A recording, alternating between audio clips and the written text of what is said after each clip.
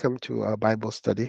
The past couple of weeks, we've been talking about salvation, the subject of salvation, and I think we haven't really digressed, but questions that have arisen have sort of made it necessary to branch into other topics, other areas. Okay, now in discussing the subject of salvation, we have needed to look at the image of Jesus that we are currently, if you like, operating with. Because when you look at the Bible, when you read the Bible, what you see is that there's a different image of Jesus. The Jesus of the Bible was a humble Jesus. The Jesus of the Bible, the one that walked on the shores of the Sea of Galilee, he he was born in a manger. He was born to poor parents. When at the when the time came to dedicate him in the temple, they didn't have a ram. They couldn't offer a ram. They offered turtle doves. And that was the case for people who were poor. As a baby, Jesus had to flee with his parents to Egypt to escape death at the hands of Herod.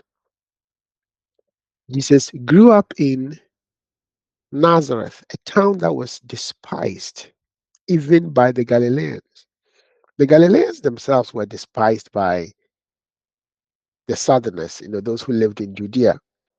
But in Galilee, the Galileans looked down upon people who came from Nazareth, and Jesus was from Nazareth. A couple of Jesus's first disciples, when they first met him, one of the things they said was, "Can anything good come out of Nazareth?" So you see that Jesus came from a place, a background that was despised.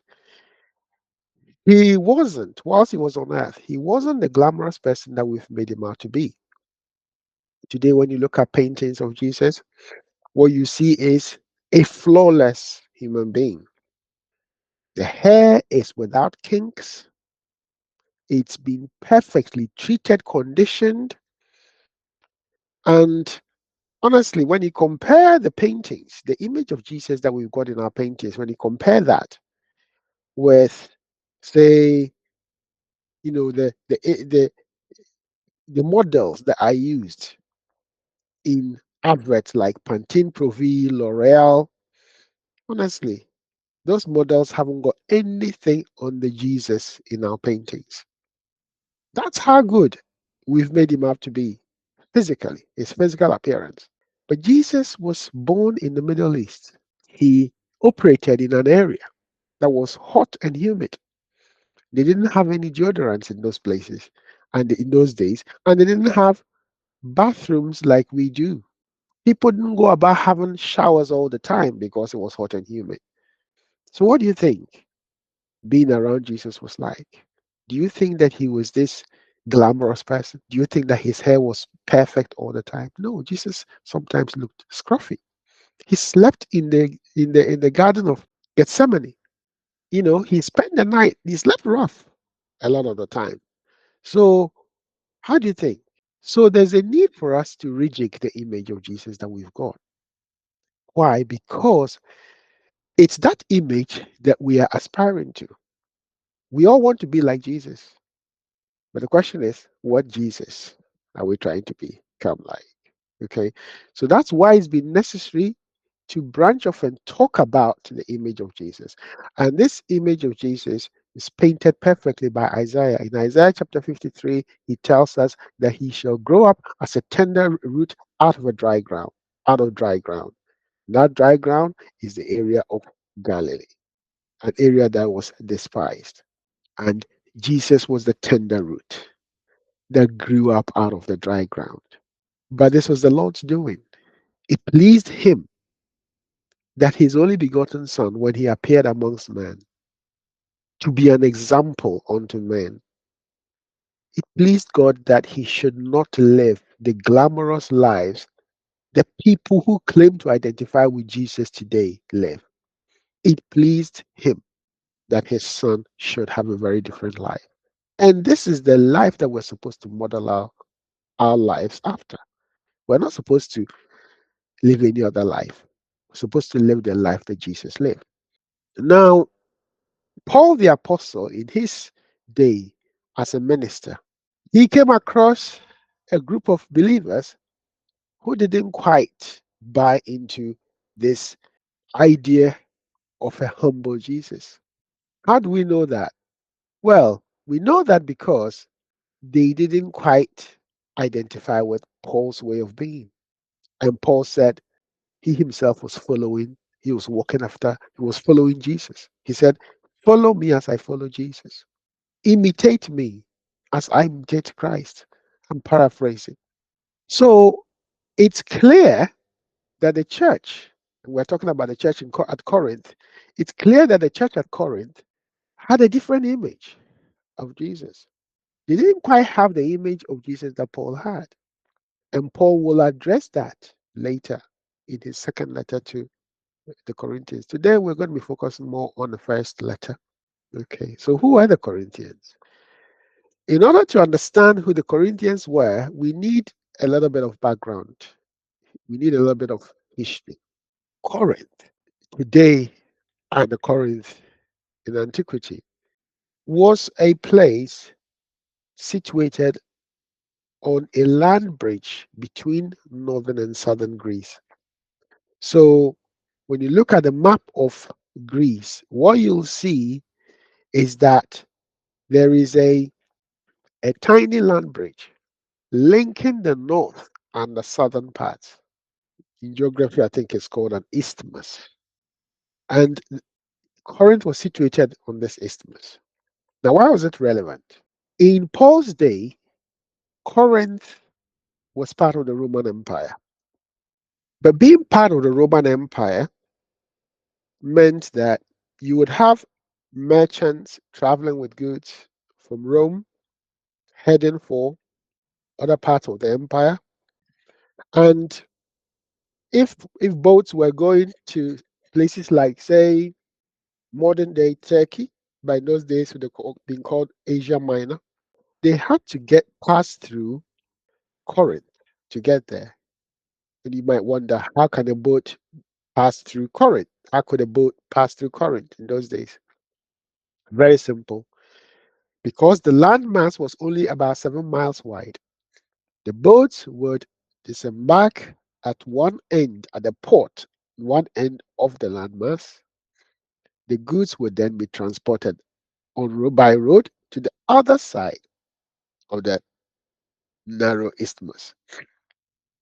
And then the boat itself will be wheeled, pulleys, it will be wheeled across onto that side. And then they would go that way, and you would wonder, why would they do that? Well, the answer is they saved a lot of time by doing that. It was also much safer because if you tried to go around southern Greece in order to get to, say, where you were going, then you were at risk of facing very wild storms. And many people didn't make it. In fact, they used to say that if you wanted to make that journey, you had to write a will first because chances were you were not coming back. So it made sense to go through Corinth. Well, in those days, they didn't have lots of jobs like we do today. They didn't have large industries that could employ people. So unemployment was rife.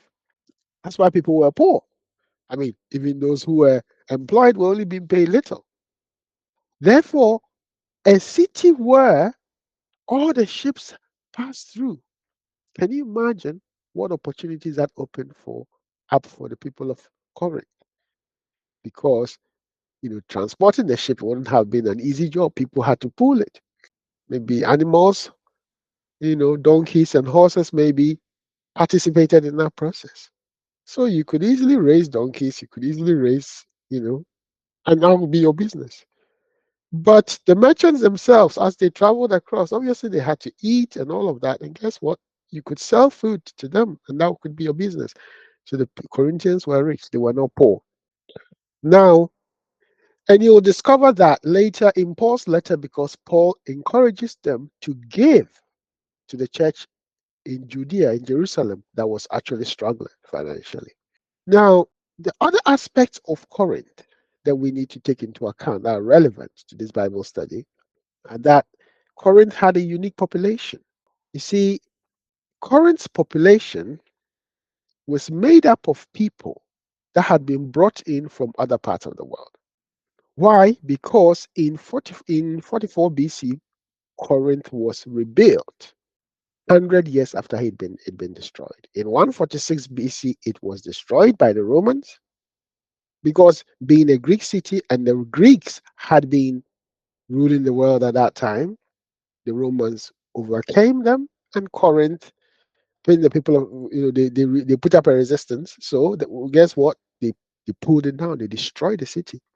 So there was no one there for 100 years, and then it was rebuilt. I think by Julius Caesar in 44 BC. And when it was rebuilt, obviously it had to be repopulated. So what did they do? They brought in people from other parts of the Roman colony to populate Corinth. So what you had there was a city that hadn't grown organically, because most places they begin as very tiny settlers, maybe a village, and then grows gradually into become a town.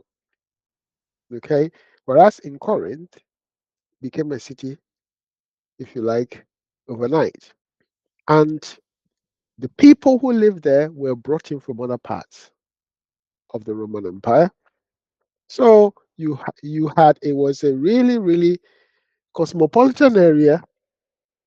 The population with mixed ethnicity, even Jews.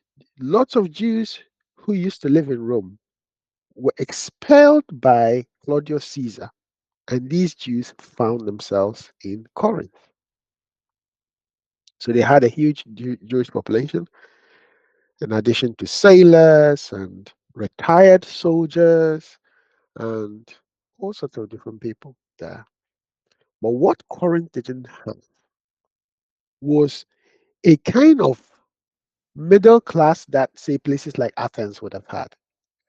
When Paul went to Athens, Acts chapter 17, he gave a speech on Mars Hill, and very famous speech. I think if you go to Greece today, in that particular area, they will tell you about it. It's something that I think they really hold in high regard. And Paul gave that speech, and when you listen to that speech, or read that speech, Paul makes reference to Greek poets, philosophers. Why? Because he was dealing with the intelligentsia. Paul was dealing with the educated men of Athens. Corinth was not like that. In fact, Paul says, when I came to you, or rather, he said, look amongst you. How many amongst you are educated? How many amongst you are high flyers? No, you were not like that. Paul actually reminds them of their backgrounds, because the people of Corinth were very different from the people of the other cities. The Greeks really, really prided themselves on, loving knowledge. They had a love for knowledge, and they would study, but apparently not in Corinth. Now, the people of Corinth were apparently vain. They had loose morals. To be called a Corinthian lady was essentially to be called a harlot. They worshipped idols just like other parts of the Roman Empire. But in Corinth, it was the goddess or the god of sex that was worshipped in Corinth. And the priestesses of this god, lowercase god, were harlots. So worship actually involved an immoral sexual act. That's what worship in Corinth was like. So you can imagine the kind of place this Corinth was. This is where Paul went to preach the gospel. Initially, he didn't seem to be making much progress, and Paul probably would have walked away. But the Lord came to him and said, "Look, I've got many people in this city, therefore stay, be bold, keep on preaching." So Paul stayed there and preached and set up a church, after which he left. Now, when he went to Ephesus, there he met a Jew called Alexander. Well, a Jew called, maybe I'll leave that for now, but I only want to mention that Priscilla and Aquila were two Jews who used to live in Rome but were expelled from Rome by Claudius Caesar. You find that in Acts 18, verse 2. They were expelled and they came and dwelt in that area. They were in Ephesus, they were in Corinth as well.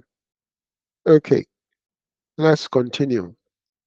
Now, why is it so important for us to understand the history of Corinth and the type of people that lived there?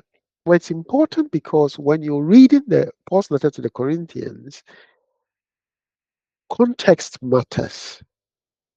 Paul addresses issues like marriage, like sexual immorality, and he really, really zeroes in on these topics. Why? Why does he not do that in his letter to the Ephesians? I mean, Paul wrote to the Ephesians about marriage, but it was basically like two sentences. Husband, love your wives. Wives, respect. Submit to your husband. That's it. But it's a whole chapter dedicated to marriage in First Corinthians. There's a reason for this. The Corinthians, unlike other parts of Greece, didn't have a culture that had been handed down to them for hundreds of years, over hundreds of years. It was a city that was rebuilt in 44 BC. And when Paul went there, maybe somewhere around 50 AD, somewhere around that time, there have been only 90 something years. When it comes to culture, 90 something years is not enough. It's something that's laid down over, sometimes over centuries. Over centuries, people solve problems. Problem of marriage, problem of divorce, and then gradually that becomes the traditions of the people, the part of their culture. So when you are born into a culture, you are born into a set of solutions. That's what it is. You see, many of us haven't understood this. It's the reason why we kick at our culture and we try to change our culture or just forsake it and accept someone else's culture. What you don't understand is a culture is nothing but an accumulation of wisdom practices that have helped previous generations to solve problems. You are inheriting all of that. Now, your world, the world you live in, may have changed, but it doesn't mean you should cast everything away. There's wisdom that's hidden in different cultures. And you need to discover the wisdom behind your culture so that even if you have to modify things, that you don't throw away the baby with the bathwater. Remember that. One of the challenges in Africa is that the missionaries that came from Europe, and I don't begrudge them this, they did a wonderful job leaving their countries, making the sacrifices, many of them dying in the process, just to bring the gospel to us. So one of the things that, the mistakes these European missionaries did was they didn't understand our culture. And when you don't understand something, you mystify it. You think everything about it is evil. You have to change it. You have to correct it. And in doing so, they ended up maybe causing many of us to despise our culture. Names were changed, the way people dressed changed. And when that happens, people end up despising their culture. You get given a different name, you speak a different language, you dress differently, After a while, you might end up despising that which your forefathers handed to you, forgetting that there's wisdom hidden in the culture that you inherited from your forefathers. There is a need for us, Africans, but not only Africans, other people that were colonized, not in bitterness, but there's a need for us to go back and see and relook, re examine the wisdom that our forefathers left behind. See how best we can utilize it. We don't need to despise what they gave us. So I thought it was important to say that the Corinthians didn't inherit a culture that was hundreds of years old. This was something that, if you like, got put together by a group of people from different parts of the Roman Empire. When we say different parts of the Roman Empire stretched all the way from Africa, northern Africa, all the way to Asia.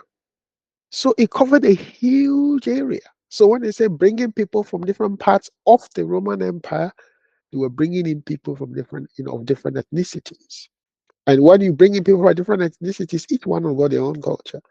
To live together in harmony, they must come up with a hybrid, something different that was not common to any one of them.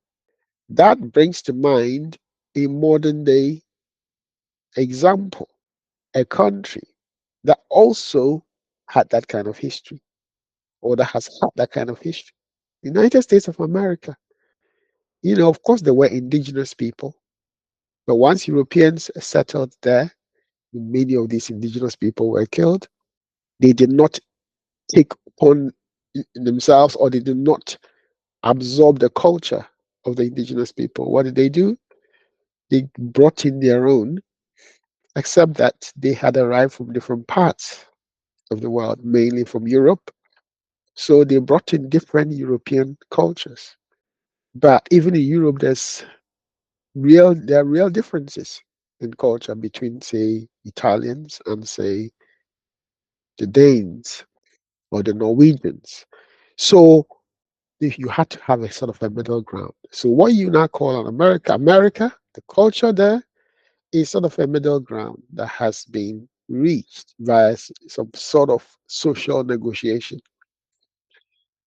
And when you have that kind of culture that has had to be, if you like, negotiated, often what you see is open mindedness, which can be both positive and negative. So Americans are known first and foremost for being quite open minded. You can come up with a new idea in America, and that idea will catch on very quickly. People are open minded.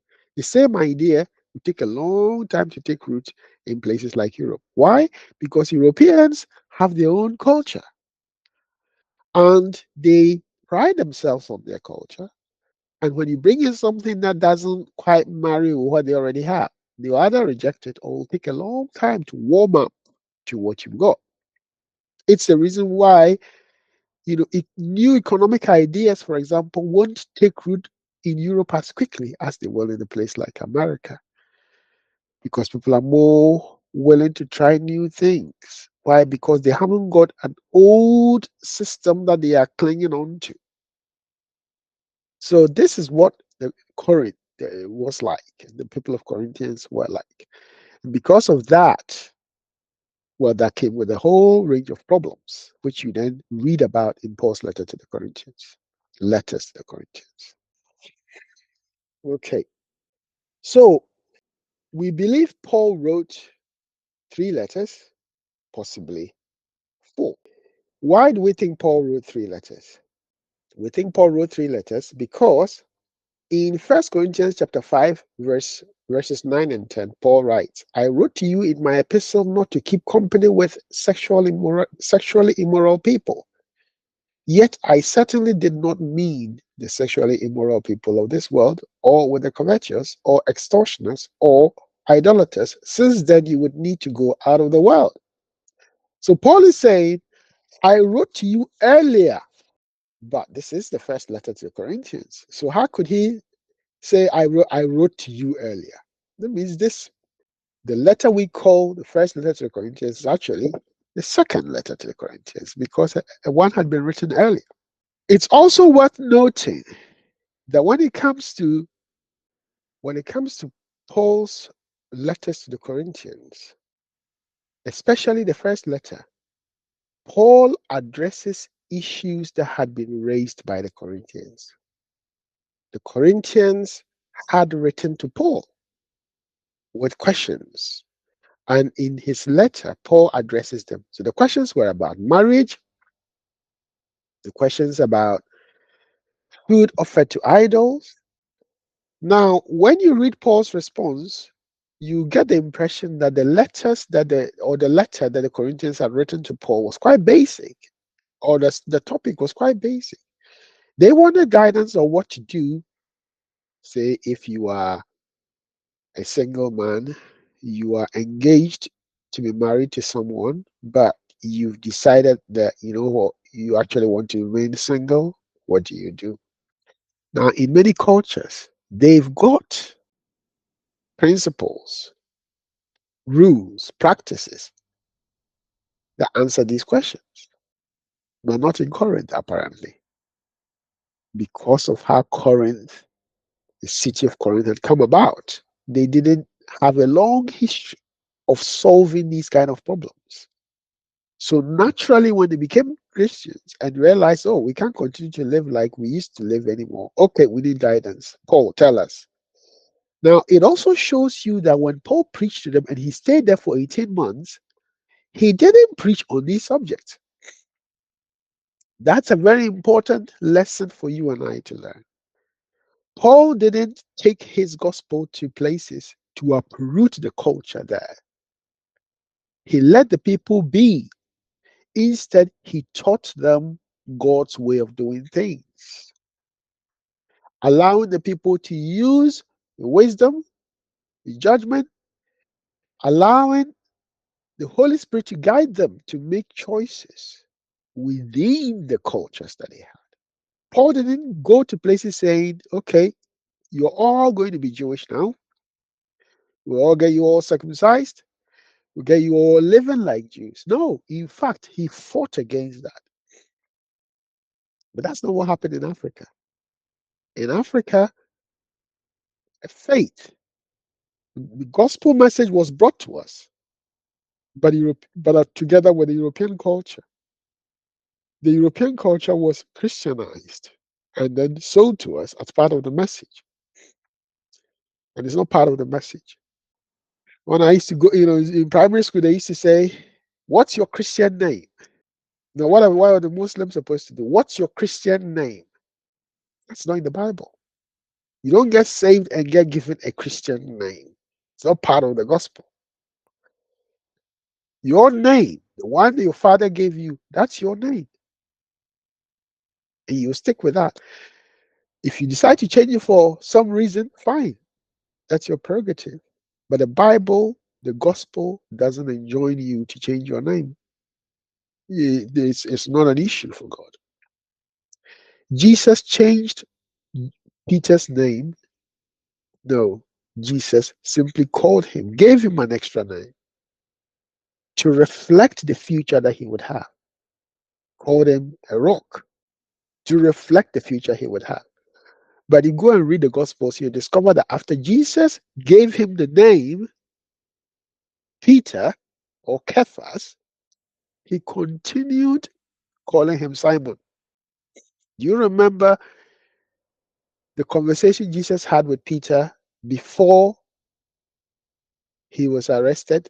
Before his arrest, he said, Simon, Simon, the devil, Satan, has sought to sift you like wheat, but I have prayed for you that your faith should not fail. Called him Simon, even after his resurrection. So clearly, Jesus didn't change Peter's name. He gave him a name to reflect the future that he would have, but he respected the name that his father had given to him. You don't need to change your name to be a Christian. It's not necessary. You can choose to do so if you want to, but you don't need to change your name to be more pleasing to God. Paul didn't do that. He just took the gospel. He didn't go there to change people's cultural practices. But if he came and saw practice that didn't align with the word of God, he would correct that. But he didn't go in there thinking, I'm going to change everything here. The problems at Corinth, there was division, immorality, sexual immorality, chaos at church gatherings, inappropriate conduct at the Lord's Supper, lawsuits among believers, to name but a few. And those problems, sometimes Paul wrote about them and he was actually shocked. He said, I have actually heard that you guys are taking each other to court, and that before unbelievers. He said, I mean, he was baffled. What does that tell you? He didn't have to deal with that problem elsewhere. If he had dealt with that problem elsewhere, he wouldn't have to, he wouldn't have said those things, he wouldn't have written those things. But clearly he was baffled. How on earth could you guys be taking each other to court? They weren't doing that in Jerusalem. They lived one accord in Jerusalem. But the people of Corinth, even though they were saved, they were taking each other to court. So it's clear that the problems at Corinth were unique. These guys were having, they were at the Lord's Supper, things were happening. Today, the Lord's Supper is a very solemn experience, maybe because of what happened in Corinth, and because of what Paul wrote about. We've turned it into a very solemn experience. But in those days, it was like a party. It was an agape feast, a love feast. They sat there and they shared, they had meals together. Except that at Corinth, this feast turned into something else. One person would pack his plate full of food, forgetting that the food needed to go around. So some people were well fed, others didn't have enough. So some had more than they needed, others didn't have enough. Some were drunk, others didn't, others were thirsty. And when I say drunk, I mean drunk because they were using actual wine. They were drinking actual wine. They weren't having grape juice like we do at the Lord's Supper. And Paul was shocked that things like that were happening. Again, why would that happen in Corinth? Well, you'll understand it if you know the background. So that was the situation at Corinth. Let's read this passage. Now, in giving you this next command, I do not praise you, because you come together not for the better, but for the worse. For in the first place, I hear that when you come together in an assembly, there are divisions among you. And to some extent, I believe it. For there also have to be factions among you, so that those who are approved may become evident among you. So when you come together in the same place, it is not the Lord's Supper that you eat. For when you eat, each one goes ahead and takes his own supper. And so one person goes hungry while another is drunk. What? What? Don't you have houses to eat and drink in? Or do you despise God's church and humiliate those who have nothing? What am I to say to you? Shall I praise you in this matter? No, I do not praise you. 1 Corinthians 11:17-22. So as you can see, this was the situation at Corinth. Some were getting fed properly, while others were starving. The people of Corinth didn't have manners, clearly, because even amongst unbelievers, this sort of conduct is no sin. The fact that you had this at Corinth says to you the kind of people that lived there. There were divisions. Some people said, I'm of Apollos. Another group said, I'm of Paul. And still another said, I'm of Cephas, which is Peter. And then there was a group that was more righteous than the rest. He said, well, the way of Christ. Why would such divisions arise? Well, you'll find out very soon. Immorality. Someone actually going to bed with his father's wife, with his stepmother. Paul wrote, such conduct is not even found among the Gentiles. Why is it not found among the Gentiles? Because they have a culture. In every culture, there are taboos. And in many cultures, such behavior would be considered abhorrent. But in Corinth, clearly, it wasn't an issue. How do I know it wasn't an issue? Because it was happening in the church, and the church leaders did not rebuke this guy. And Paul was shocked. Why is something like that happening? Because Corinth, the population of Corinth was unique. So here are some of the questions that the Corinthians posed and how Paul responded. In 1 Corinthians 7 1 to 2, Paul writes, now concerning the things of which you wrote to me, it is good for a man not to touch a woman. Paul liked to lay down a principle upon which he was basing his response. And here he gives you a principle. He says, it's better not to marry, which is quite a thing to say. But he had the wisdom, the experience to know that what he was saying was true. He said it was better not to marry. But because of sexual immorality, let each man have his own wife, and let each woman have her own husband. Note that in this statement, he indirectly tells you one man, one wife, one woman, one husband. Let each man have his own. This is very different from, say, if you come from a polygamous background and you already have multiple wives and you got saved. Some practices that I've heard about in Africa would be to say that the first wife is your legitimate wife, the others are not your legitimate wives. So therefore, maybe you don't divorce them, but you don't come near them anymore. That's not what Paul wrote. Let each man have his own wife. He's giving instructions to people who aren't married yet. If you are married, you're already in a contract with somebody. The Bible doesn't tell us to put aside wives that you already married. We know that because even in giving instructions to Timothy about the type of people to choose as elders, he specified husband of one wife. In other words, he acknowledged that there were husbands of multiple wives in the church. He didn't tell to put those people out of the church or to force them to have only one wife. He simply said, don't choose them as elders. And there are very good reasons for that. Okay. There was a question about food offered to idols. Again, an issue in Corinth. Why? You had people offering animals to the gods and then selling, they would offer the blood and then sell the meat in the market. So if you bought meat in Corinth, I mean in many other Greek cities as well, chances are that meat had previously been offered to idols.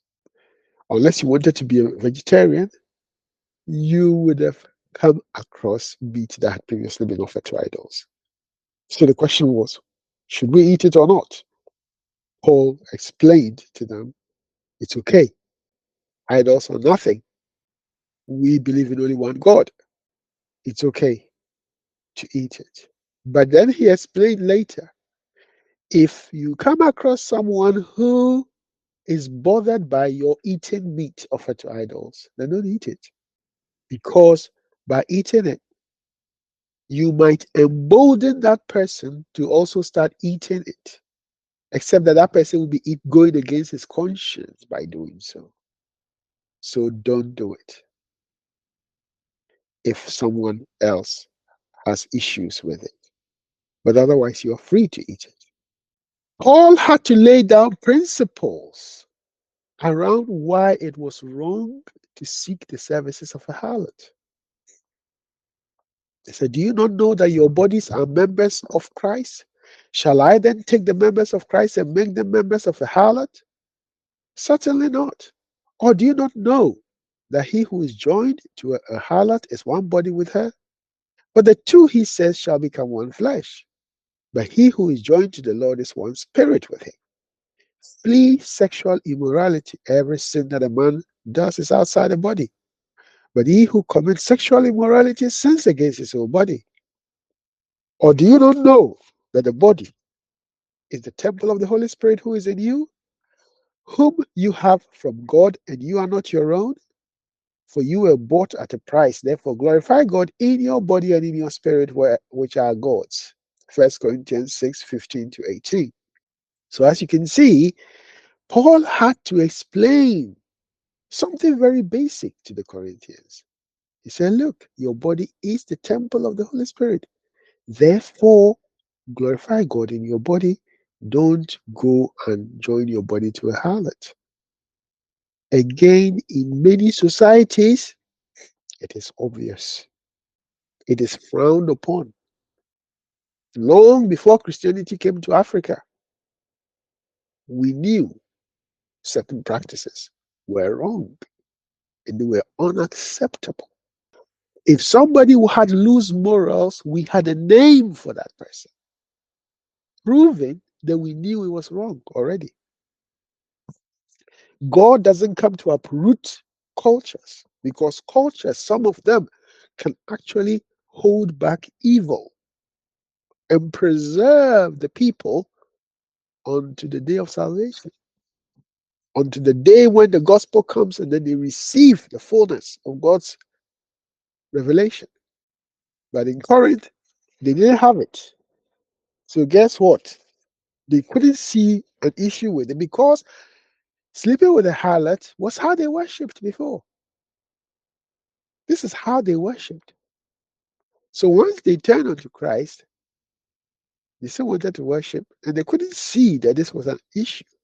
Now, as was characteristic of Paul, he liked to address matters at the very root. When he wrote to the Ephesians, he wrote about immorality. He touched on it. When he wrote to the Galatians, he touched on it. But when he came to the Corinthians, he knew I'd better do a more thorough job. I've got to dig deeper because these people are coming from a completely different background. When we meet next week, what we're going to be talking about is how Paul addressed the problems in Corinth from the very root. Thank you.